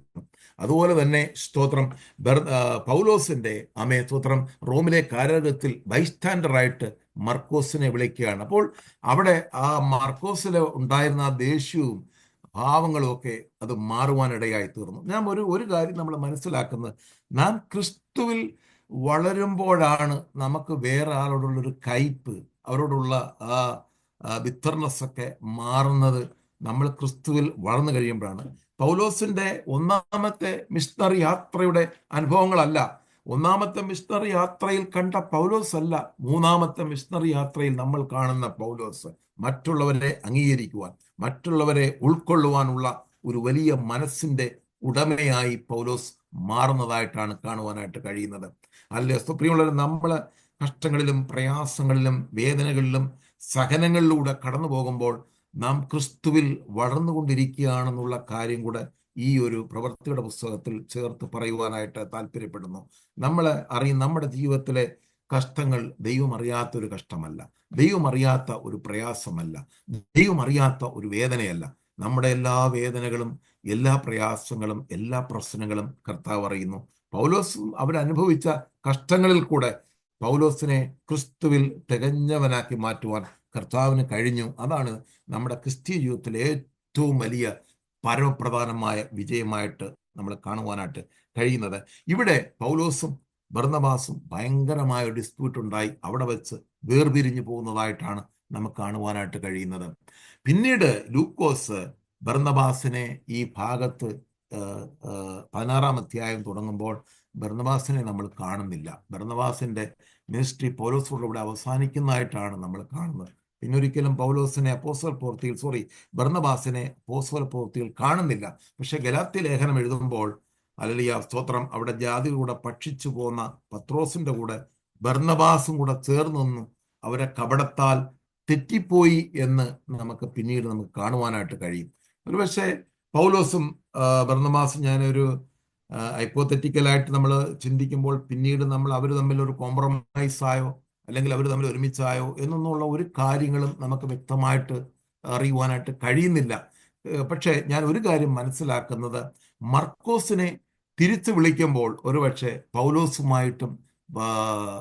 ബർന്നബാസുമായിട്ടും പൗലോസ് ഒരു നല്ല ടേംസിൽ ആയിരുന്നു എന്ന് ഹല്ലേലൂയ ഞാനങ്ങ് വിശ്വസിക്കുന്നു. സ്തോത്രം, ഹല്ലേലൂയ. അവിടെ പൗലോസ് ബർന്നബാസ് മർക്കോസിനെയും കൂട്ടി സൈപ്രസിലോട്ട് പോകുന്നു. ഇവിടെ പൗലോസ് ശീലാസിനെ തിരഞ്ഞെടുത്തിട്ട് സഹോദരന്മാരാൽ കർത്താവിന്റെ കൃപയാൽ ഭരമേൽപ്പിക്കപ്പെട്ടു യാത്ര പുറപ്പെട്ട സിറിയ കിലിക്കിയ ദേശം കൂടെ സഞ്ചരിച്ച് സഭകളെ ഉറപ്പിച്ചു പോകും. സ്തോത്രം. ഇവിടെ 15 തീയതി അവസാനിക്കും. ഇവിടെ രണ്ടാമത്തെ മിഷണറി യാത്ര ഇവിടെ തുടങ്ങിയാണ് പൗലോസിന്റെ. ഇവിടെ അവിടെ കൃപയിൽ പരമേൽപ്പിക്കപ്പെട്ടു, യാത്ര പുറപ്പെട്ടു. സിറിയ കിലിക്യ ദേശം സഞ്ചരിച്ച് സഭകളെ ഉറപ്പിച്ചു പോന്നു. പിന്നീട് 16 തീയതി തുടങ്ങുമ്പോൾ ദർബയിലും ലുസ്ത്രയിലും ഒക്കെ ചെന്നു. അവിടെ നമ്മൾ വായിക്കുന്ന ഇങ്ങനെയാണ്: വിശ്വാസമുള്ള ഒരു യഹൂദ സ്ത്രീയുടെ മകനായി തീമോത്യോസ് എന്ന് പേരുള്ള ഒരു ശിഷ്യൻ ഉണ്ടായിരുന്നു. പൗലോസ് ഒന്നാമത്തെ മിഷണറി യാത്ര 14 തീയതി നമ്മൾ വായിച്ചപ്പോൾ അവിടെ മനസ്സിലാക്കി, ദർബയിലും ലുസ്ത്രയിലും അവിടെ സുവിശേഷം പറയുകയും പൗലോസിന്റെ സുവിശേഷത്താൽ രക്ഷിക്കപ്പെട്ട ശിഷ്യനായ ഒരു വ്യക്തിയാണ് ഈ തീമോത്യോസ് എന്ന് പറയുന്ന നമുക്ക് ശിഷ്യൻ അവിടെ നമുക്ക് മനസ്സിലാക്കുവാനായിട്ട് കഴിയും. ആ ഭാഗം നമ്മൾ അവിടെ വിവരിക്കുന്നത്, അമ്മ യഹൂദ സ്ത്രീയാണ്, അപ്പൻ യവനനായിരുന്നു. അവനെപ്പറ്റി നല്ല സാക്ഷ്യമാണ്. ലുസ്ത്രയിലും ഇക്കോനിയുള്ള സഹോദരന്മാരാൽ നല്ല സാക്ഷ്യം കൊണ്ടവൻ ആയിരുന്നു എന്ന് അവിടെ നമുക്ക് കാണുവാനായിട്ട് കഴിയും. അപ്പോൾ പൗലോസ് യൗവനക്കാരനായ തീമോത്യോസിനെയും കൂടെ തൻ്റെ കൂടെ പോരുവാനായിട്ട്, അല്ലെങ്കിൽ തൻ്റെ കൂടെ സ്തോത്രം ചേർത്ത് നിർത്തുവാനായിട്ട് ആഗ്രഹിച്ചു. ഇവിടെ നമ്മൾ ചിന്തിക്കേണ്ട ഒരു കാര്യം എന്ന് പറയുന്നത്, നമ്മൾ ഒരാളെ വിളിക്കുമ്പോൾ, ഒരാളെ ചേർത്ത് നിർത്തുവാൻ ആഗ്രഹിക്കുമ്പോൾ നമുക്കൊരു ഡിസേണിങ് ഒരു ഗിഫ്റ്റ് നമുക്ക് ആവശ്യമാണ്. പൗലോസ് സിലാസിനെ കാണുമ്പോൾ, അല്ലെങ്കിൽ സിൽവാനോസിനെ കാണുമ്പോൾ പൗലോസ് വിവേചിച്ചു. സിൽവാനോസ് എന്ന് പറയുന്ന ഒരു പ്രവാചകനാണ്, ഒരു റോമ പൗരനാണ്. അതുകൊണ്ട് സ്തോത്രം അവനെ ചേർത്ത് നിർത്തുവാനായിട്ട് പൗലോസ് ആഗ്രഹിക്കുന്നു. തീമോത്യോസിലെ കണ്ട ക്വാളിറ്റി ആ തീമോത്യോസിനെ കണ്ടപ്പോൾ തന്നെ പൗലോസ് വിവേചിക്കുകയാണ്, ഇവനെ എൻ്റെ കൂടെ നിർത്തിയാൽ അടുത്ത ഒരു മിനിസ്ട്രി ഹാൻഡ് ഓവർ ചെയ്യുവാനായിട്ട് കഴിയുമെന്ന് ഒരു ഉറച്ച തീരുമാനമെടുക്കുവാൻ പൗലോസിന് കഴിഞ്ഞു എന്നുള്ളതാണ്. അതുകൊണ്ട് പൗലോസിന്റെ ആ തീരുമാനം തെറ്റിയില്ല. അവരെടുത്ത ഡിസിഷൻ വളരെ നല്ലതായിരുന്നു. പിൽക്കാലത്ത് തീമോത്യോസ് എഫെസോസ് സഭയുടെ ബിഷപ്പായിട്ട് മാറുവാൻ ഇടയായി തീർന്നു. പ്രിയമുള്ളവരെ, ദൈവത്തിന്റെ ദാസന്മാരെ, ദാസിമാരെ, നമുക്ക് ദൈവം ഈ കൃപ ഏൽപ്പിക്കപ്പെടുമ്പോൾ, ഈ ശുശ്രൂഷ നമ്മളെ ഏൽപ്പിക്കുമ്പോൾ നമുക്ക് ശക്തമായൊരു വിവേചന വരം കൂടെ നമ്മൾ പ്രാപിക്കണം. നമ്മളെ ചേർത്ത് നിർത്തുന്ന ആൾക്കാർ അടുത്ത ഈ പെട്ടകം കൈമാറുവാനായിട്ട് ഈ വ്യക്തി കൊള്ളാം എന്നുള്ള ഒരു വലിയ കാഴ്ചപ്പാട്, ഒരു ഉൾക്കാഴ്ച നമ്മുടെ ജീവിതത്തിൽ നമുക്ക് ഉണ്ടായിരിക്കണമെന്ന് വളരെ ആത്മാർത്ഥമായിട്ട് ഞാൻ ചിന്തിക്കുകയും അത് നിങ്ങൾ ഈ സമയത്ത് ഞാൻ ഈ സമയത്ത് ഞാൻ ഓർപ്പിക്കുകയും ചെയ്യുന്നു. സ്തോത്രം. അവിടെയും ഒരു പ്രശ്നം ഇവിടെ ഒരു പ്രശ്നമുണ്ട്. സ്തോത്രലിയ ഇവിടെ പൗലോസ് ശക്തമായിട്ട് പരിച്ഛേദനയെ എതിർത്തൊരു വ്യക്തിയാണ്. ഇവിടെ നമ്മൾ ചിന്തിക്കുമ്പോൾ തീമോത്യോസിനെ അവിടെ പരിച്ഛേദന കഴിപ്പിച്ചു. അത് അവിടെ ഞാൻ നേരത്തെ പറഞ്ഞ യാക്കോബിന്റെ ഒരു സ്ട്രാറ്റജിയാണ് ഇവിടെ പൗലോസ് അപ്ലൈ ചെയ്തിരിക്കുന്നത്. കാരണം ഇവിടെ യഹൂദ സ്ത്രീയുടെ മകനായി ജനിച്ച്, അല്ലെങ്കിൽ അപ്പൻ യവനനായിരുന്നു, അപ്പൻ ഒരു അവിശ്വാസിയായിരുന്നു, അമ്മ യഹൂദയായതുകൊണ്ട്, യഹൂദ സ്ത്രീ ആയതുകൊണ്ട് ആ പാരമ്പര്യത്തെ നിലനിർത്തുക മാത്രമല്ല, അവർക്ക് വിശ്വാസത്തിന് ഒരു ഇടർച്ച ഉണ്ടാകാത്ത തരത്തിൽ സ്തോത്രം തീമോത്യോസിനെ സ്നാനം കഴിയും. അവർ യഹൂദന്മാരെ ഭയപ്പെട്ടു. അവിടെ പറയുന്നത് ഇങ്ങനെയാണ്, സ്തോത്രന്റെ 3-ാമത്തെ വാക്യം, അതിന്റെ 16:3. അവൻ തന്നോടുകൂടെ പോരണമെന്ന് പൗലോസ് ഇച്ഛിച്ചു. അവന്റെ അപ്പൻ യവനൻ എന്നും അവിടങ്ങളുള്ള യഹൂദന്മാർ എല്ലാവരും അറിഞ്ഞിരുന്നതിനാൽ അവരെ വിചാരിച്ച് അവനെ പരിച്ഛേദന കഴിപ്പിച്ചു. അവരെ അറിഞ്ഞത് ഒരു പക്ഷേ ഇതൊരു വലിയ പ്രശ്നമായി മാറും. കാരണം പൗലോസ് തീമോത്യോസിനെ കാണുന്നത് ഒരു ഉൾക്കാഴ്ച കിട്ടി. തീമോത്യോസ് എൻ്റെ കൂടെ വന്നാൽ ശുശ്രൂഷയ്ക്കായിട്ട് കൊണ്ടുപോകാം, എൻ്റെ ശുശ്രൂഷ, എൻ്റെ മിനിസ്ട്രി തുടർന്ന് ഹാൻഡ് ഓവർ ചെയ്യാനായിട്ട് കഴിയും എന്ന് കണ്ടുകൊണ്ടാണ് തീമോത്യോസിനെ എടുത്തത്. പക്ഷേ അവിടെ അവരുടെ വിശ്വാസത്തിനൊരു ഇടർച്ച വരാതിരിക്കാൻ വേണ്ടി ഇത് ഈ തീമോത്യോസിനെ പരിച്ഛേദന ചെയ്യിച്ചില്ലെങ്കിലും ഒരു രക്ഷയ്ക്ക് ഒരു കുഴപ്പവും വരാൻ പോകുന്നില്ല. പക്ഷെ അവൻ്റെ അപ്പൻ യവനായിരുന്നു എന്നറിഞ്ഞ് യഹൂദന്മാർക്ക് അറിവുള്ളത് കൊണ്ട് അവരെ വിചാരിച്ച് ആ യഹൂദന്മാർക്ക് ഇടർച്ച ഉണ്ടാകണ്ട, അവരുടെ ബലഹീന വിശ്വാസത്തെ പൗലോസ് ഓണർ ചെയ്തത് കൊണ്ടാണ് തീമോത്യോസിനെ ഇവിടെ സ്നാനം കഴിപ്പിക്കുവാൻ ഇടയായി തീർന്നത്. അല്ലെങ്കിൽ നമ്മൾ വിചാരിക്കും, നമ്മൾ ഈ ഭാഗം ചിന്തിക്കുമ്പോൾ നമുക്ക് സ്തോത്രം നമുക്ക് നമുക്ക് ചിന്തിക്കുവാനായിട്ട് കഴിയും. എന്തുകൊണ്ട് തീമോത്യോസിനെ പരിച്ഛേദന കഴിപ്പിച്ചു. എൻ്റെ ഹൃദയത്തിൽ പണ്ട് ഉണ്ടായിരുന്ന ഒരു ചോദ്യമാണ്. ഹല്ലേലൂയ. ഇതൊരു ചോദ്യമാണ്, എന്തുകൊണ്ട് തീമോത്തിയോസിനെ പരിച്ഛേദന കഴിപ്പിച്ചു? കാരണം ഏറ്റവും കൂടുതൽ പരിച്ഛേദനയെ എതിർത്തിരുന്നൊരു വ്യക്തിയാണ് പൗലോസ്. ആ പൗലോസ് തന്നെ പിന്നെ തീമോത്തിയോസിനെ പരിച്ഛേദന കഴിപ്പിക്കുന്നു. ഈ ഭാഗത്ത് നിന്ന് നമുക്ക് ചിന്തിക്കുവാനായിട്ട് ഞാൻ മനസ്സിലാക്കിയ ഇപ്രകാരമാണ്. സ്തോത്രം. ഇവിടെ യഹൂദന്മാർക്ക് ഇടർച്ച ഉണ്ടാകുവാനായിട്ട് പൗലോസ് ആഗ്രഹിക്കുന്നില്ല. കാരണം പൗലോസിന് ലക്ഷ്യമുണ്ട് യഹൂദന്മാരെ ഇടയിലും അനേകരെ ക്രിസ്തുവിലേക്ക് കൊണ്ടുവരണം. അതുകൊണ്ട് പൗലോസ് ആ ഒരു ഭാഗം സ്തോത്ര തിമോത്തിയോസിനെ അല്ലെങ്കിൽ പരിച്ഛേദന ചെയ്യിച്ച് സ്നാനം കഴിപ്പിക്കുവാനായിട്ട് ഒരു തീരുമാനം എടുത്തതായിട്ട് നമുക്ക് മനസ്സിലാക്കുവാനായിട്ട് കഴിയും. അതാണ് ഞാൻ മനസ്സിലാക്കുന്നത്. നമ്മുടെ ആ ഭാഗത്ത് ഒരു സംശയം സ്വാഭാവികമായിട്ട് നമുക്ക് വരാം. ഏറ്റവും കൂടുതൽ എതിർത്ത പൗലോസ് എന്തുകൊണ്ട് തീമോത്തിയോസിനെ പരിച്ഛേദന ചെയ്യിപ്പിച്ചു എന്ന് ചോദിച്ചാൽ, യഹൂദന്മാരെ നേടേണ്ടതിന് സിനഗോഗുകളിൽ പൗലോസിന് ആക്സസ് ഉണ്ടാകണം. അവരുടെ ഇടയിൽ അനേക യഹൂദന്മാരെ ചേർത്ത് നിർത്തുവാനായി പൗലോസ് ആഗ്രഹിച്ചത് കൊണ്ട് മാത്രമാണ് അങ്ങനെ ചെയ്തത്. അവർ പട്ടണം തോറും ചെന്ന് യെരൂശലേമിലെ അപ്പോസ്തലന്മാരും മൂപ്പന്മാരും വിധിച്ച നിർണയങ്ങൾ പ്രമാണിക്കേണ്ടതിന് അവർക്ക് ഏൽപ്പിച്ചു കൊടുക്കുവാനിടയായി.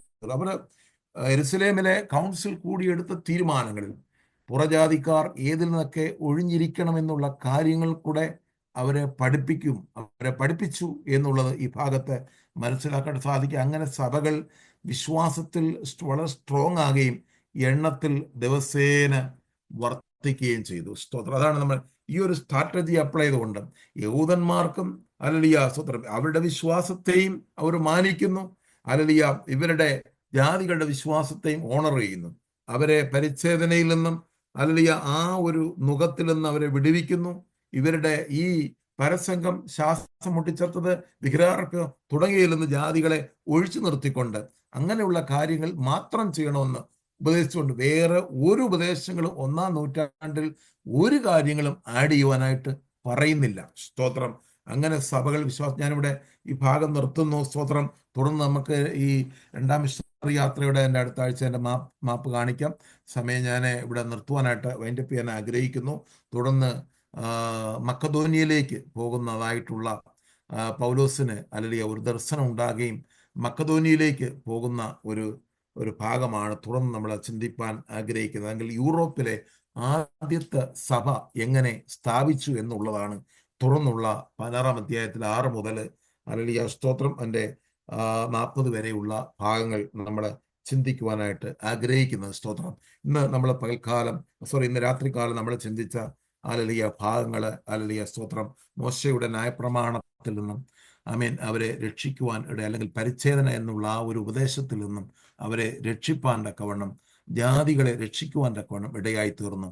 ആ ഒരു ഉപദേശം അല്ലെങ്കിൽ ആ ഒരു വെളിപ്പാട് പൗലോസ് കൊടുത്തത് കൊണ്ട് നമുക്കും പരിച്ഛേദന ഏൽക്കാതെ കർത്താവിനെ രക്ഷകനും നാഥനുമായി സ്വീകരിപ്പാൻ കഴിഞ്ഞു എന്നുള്ളത് ഒരു വലിയ സത്യമാണ്. ഇല്ലെങ്കിൽ പ്രിയമുള്ളവരെ, നമ്മൾ ഈ സർക്കസിഷനൊക്കെ ചെയ്ത് സ്നാനപ്പെടേണ്ട ഒരു ഗതികേടിലേക്ക് നമ്മളും മാറും. അങ്ങനെ ഒരു അവസ്ഥയിലേക്ക് നമ്മളെ മാറ്റാതെ ദൈവം നേരത്തെ ഇവർക്കെല്ലാം ശക്തമായ വെളിപ്പാടുകൾ കൊടുത്ത് ആ ഒരു കാഴ്ചപ്പാടുകൾ കൊടുത്ത് ദർശനങ്ങൾ കൊടുത്ത് 1-ാം നൂറ്റാണ്ടിലെ സഭയെ ഉറപ്പിക്കുവാൻ ഇടയായി തീർന്നുകൊണ്ടാണ് ഇന്ന് രാത്രി നമുക്ക് ഹല്ലേലൂയ യാതൊരു ബുദ്ധിമുട്ടോ പ്രയാസങ്ങളോ കൂടാതെ ഈ രക്ഷയുടെ അനുഭവത്തിലേക്ക് കടന്നു വരാൻ കഴിഞ്ഞതെന്ന് രാത്രി മനസ്സിലാക്കുന്നു.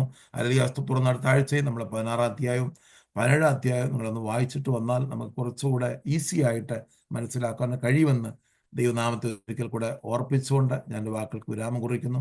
ദൈവം നമ്മെ അനുഗ്രഹിക്കട്ടെ. God bless you.